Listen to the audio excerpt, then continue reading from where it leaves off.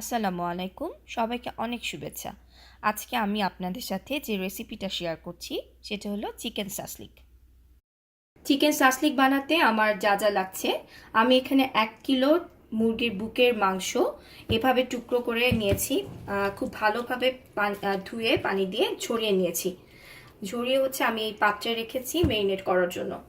আর তাছাড়াও আমার যা যা লাগছে তা হচ্ছে tomato ketchup 2 table spoon, kasundi নিয়েছি আমি 2 টেবিল স্পুন, গরম মশলা নিয়েছি 1 টেবিল স্পুন, জিরার গুঁড়া নিয়েছি 1 টেবিল স্পুন, মরিচের গুঁড়া নিয়েছি 1 টিস্পুন, সয়া সস নিয়েছি 2 টেবিল স্পুন, রসুন বাটা নিয়েছি 1 টেবিল স্পুন, আদা বাটা 1 টিস্পুন, লবণ নিয়েছি 1.5 টিস্পুন এবং গোলমরিচের গুঁড়ো এখানে ব্যবহার করছি 1 টিস্পুন। এখন আমি এক এক করে সব মশলা মাংসের সাথে হাত দিয়ে ভালোভাবে মিশিয়ে নিচ্ছি। আর আপনারা দেখতে পাচ্ছেন যে আমি এমনভাবে মিশাবো যেন সবগুলো মাংসের সাথে মশলাগুলো খুব ভালোভাবে লেগে যায়। মশলাগুলো দিয়ে নিচ্ছি, তারপর সবগুলো একসাথে মেখে নিব।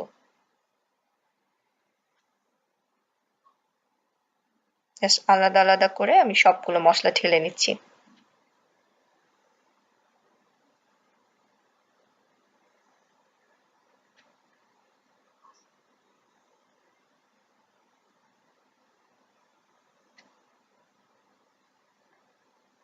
লবণ আমি যে পরিমাণ এখানে উল্লেখ করেছি তার থেকে আপনারা একটু কম দিলেও আশা করি সমস্যা হবে না, কারণ সয়া সসে নর্মালি আপনার লবণ থাকে। সয়া সস ইউজ করলে লবণটা একটু কম দিলেও সমস্যা নেই, এটা টেস্ট অনুযায়ী আপনারা ইউজ করতে পারেন। এবার আমি সবগুলো একসাথে খুব ভালোভাবে মেখে নিচ্ছি।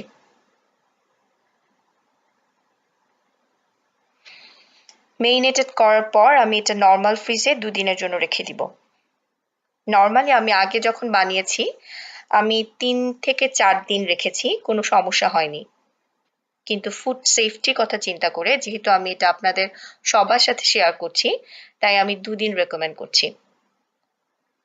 আর আপনি যদি দেখেন যে 2 দিন পরেও খাওয়া হচ্ছে না, তাহলে একটু কষ্ট করে ডিপ ফ্রিজে উঠিয়ে রাখবেন, তাহলে বেশ অনেক দিন খেতে পারবেন।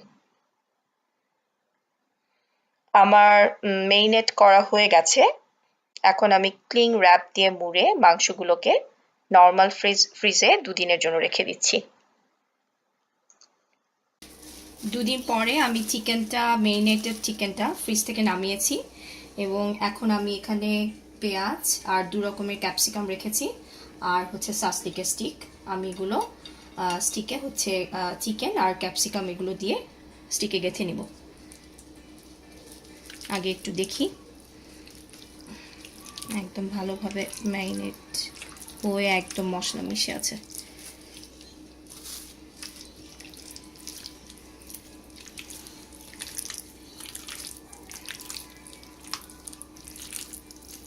আমি এখন একটা একটা করে গেঁথে নিব। স্টিকে দিচ্ছি পেঁয়াজ। এটা কোনো নিয়ম নেই, আপনাদের পছন্দ মতো ইউজ করতে পারেন এবং আপনাদের ইচ্ছে অনুযায়ী যে লাল বা সবুজ দিতে হবে যে কোনো কিছু অ্যাড করতে পারেন, ইভেন আপনি মরিচও অ্যাড করতে পারেন। আমি এভাবে করে আমি 6টা স্টিক নিয়েছি, 6টা স্টিক গেঁথে ফেলবো।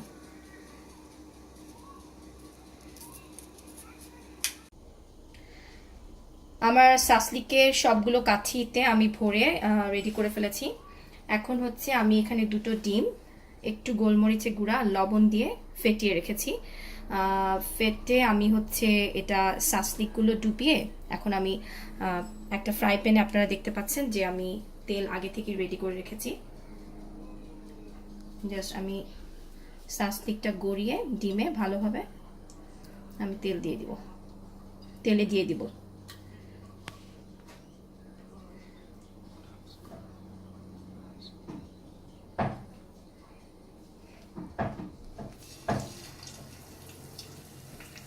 তিনটা করে ভাজি, তাহলে আমার নাড়তে সুবিধা হবে।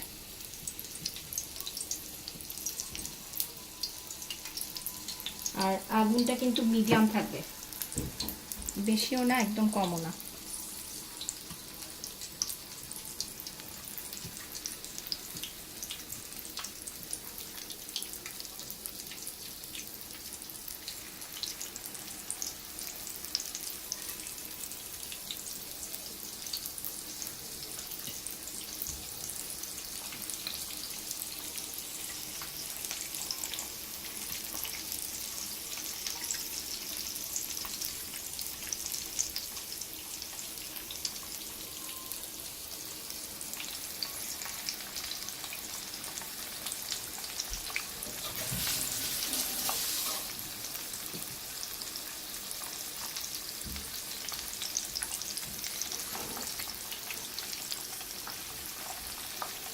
আরেকটা দেওয়া যাবে, কিন্তু আবার পরবর্তীতে আরও তেলটা থাকবে।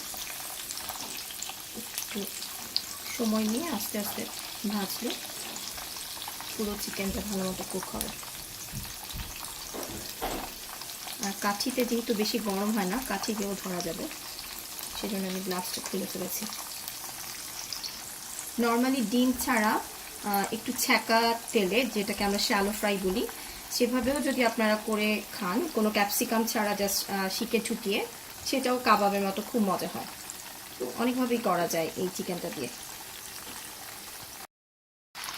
আমার সাসলিকগুলো ভাজা হয়ে এসেছে, আপনারা দেখতে পাচ্ছেন একটু লাল এবং অনেক জায়গায় একটু পোড়া পোড়া, এরকম খেতেই মজা হয়।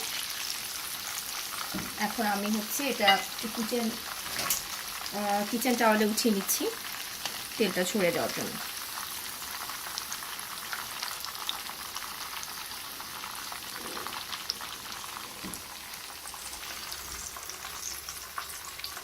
এভাবে করে আমি বাকি 3টা ভেজে একবারে আপনাদেরকে দেখাবো, তখন আমি পরিবেশন করে আপনাদেরকে দেখাচ্ছি। সাসলিকগুলো আমি লুচি আর সালাদ দিয়ে সার্ভ করছি। আপনারা চাইলে পোলাও অথবা পরোটা দিয়েও খেতে পারেন। আর দেখে নিশ্চয়ই বুঝতে পারছেন মজা হয়েছে কিনা, তাই আর দেরি না করে বানিয়ে ফেলুন। সবাইকে অনেক ধন্যবাদ, আবার ইনশাল্লাহ কথা হবে।